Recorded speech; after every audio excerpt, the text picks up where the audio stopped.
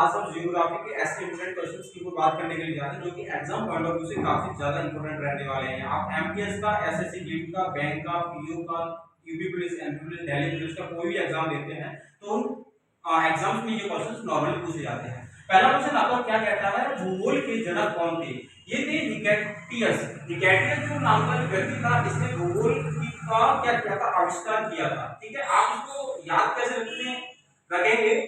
देखिए ही कैटी, ही जो कैट है, कैट वो कैसी होती है, आपने देखी होगी कैट जो होती है वो गोल गोल होती है। कैसी होती है? गोल गोल होती है। तो भूगोल से कैट बन जाती है। ठीक है, इसी प्रकार से क्वेश्चन नंबर 2 आपका क्या कहता है, भूगोल के लिए जियोग्राफी शब्द सर्वप्रथम किसने इसका प्रयोग किया था और किसने इसको मतलब खोजा था? ये थे इराटोस्थेनीज।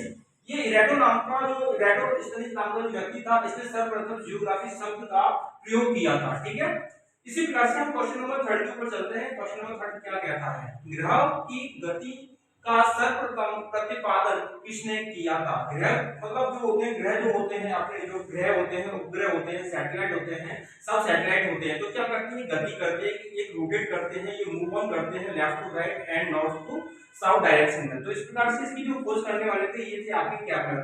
ठीक है, इसी प्रकार से क्वेश्चन नंबर 4 के ऊपर चलते हैं। क्वेश्चन नंबर 4 क्या कहता है, निम्न में से किन दो ग्रहों को छोड़कर शेष सभी सूर्य के वामाव्रत घूमते हैं? ये कौन कौन से हैं जो कि सूर्य के वामाव्रत घूमते हैं?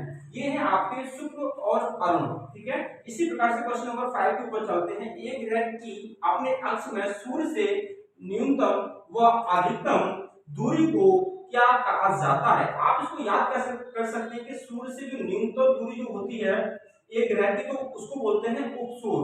ठीक है, आप जो है उपसूर ऊपर शोध करते हैं तो क्या होता है, आपका और जो सूर्य के जो ग्रह की जो दूरी होती है ऊपर सर करके आप करते हैं तो शोर ज्यादा होता है। इस तरीके से हल्का हल्का ट्रिकी वे से आप इसको याद रख सकते हैं। और अधिकतम जो दूरी होती है क्या होती है, अपसूर।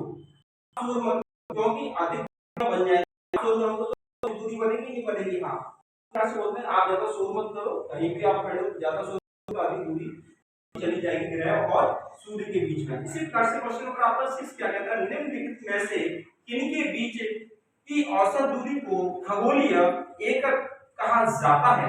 ये कहा जाता है पृथ्वी तथा सूर्य।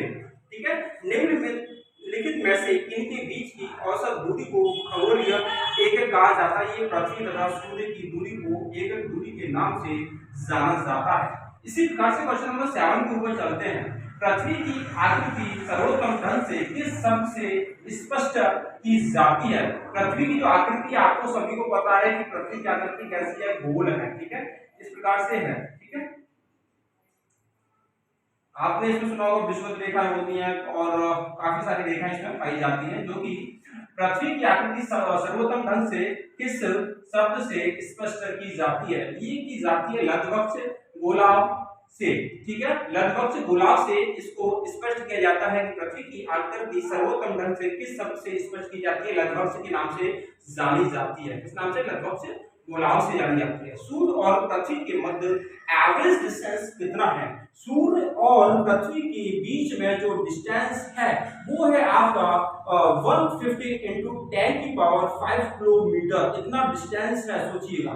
ठीक है, क्वेश्चन नंबर 9 क्या कहता है, सूर्य के चारों ओर पृथ्वी के परिभ्रमण की चाल रहती है। आपने देखा होगा कि सूर्य के चारों ओर जो पृथ्वी परिभ्रमण करती है वो कैसी रहती है? एक साल में उसकी डायरेक्शन चेंज होती है या नहीं होती? बहुत सारे लोगों को लगता है कि इसकी जो डायरेक्शन है वो चेंज होती होगी, कुछ लोग सस्पेंस में है कि इसकी डायरेक्शन नहीं चेंज होती है, कुछ बोलते हैं कि होती है।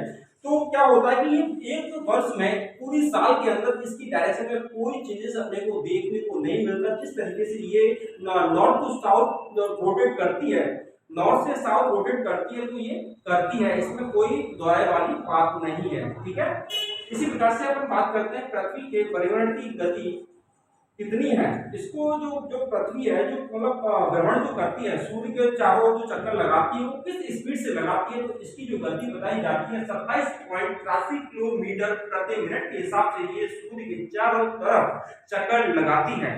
ठीक है, इसी प्रकार से हम बात करते हैं सूर्य का प्रकाश पृथ्वी तक आने में कितना समय लेता है? तो आप इसको याद रख सकते हैं कि 8 मिनट और 16 सेकंड लेता है, तो आप इसको याद रखिए 8.5 मिनट का समय लेता है अप्रोक्स से अप्रोक्स। क्या होता है कि यदि 16 सेकंड आप याद रखते हैं तो माइंड से आपके निकल सकती है, तो उस रेशियो को मेंटेन रखने के लिए आपको 8.5 मिनट आपको अपने माइंड रखनी होगी। और जो सूर्य के चारों तरफ जो पृथ्वी जो चक्कर लगाती है वो लेफ्ट से राइट लगाती है। कैसे लगाती है? लेफ्ट से राइट लगाती है। मैं आपको मिलता हूँ नेक्स्ट वीडियो में। जय हिंद, जय भारत।